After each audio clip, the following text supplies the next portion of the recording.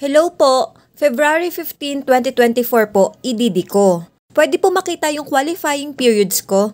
Resign po ako sa company last May 2023. Thanks!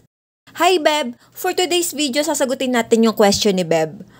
Kung ang EDD mo ay February 2024, at para malaman kung ikaw ay qualified sa maternity benefits, i-exclude natin ang semester of contingency mo na mula October 2023 to March 2024. Now, ang magiging qualifying months mo ay mula October 2022 to September 2023. Diyan po magsiselect ng at least 3 to 6 highest monthly salary credits at syempre dapat may hulog ka sa nasabing qualifying period para makompute ang maternity benefits mo.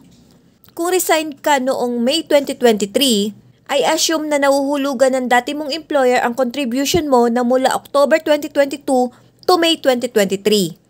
Yes po, eligible ka sa maternity benefits.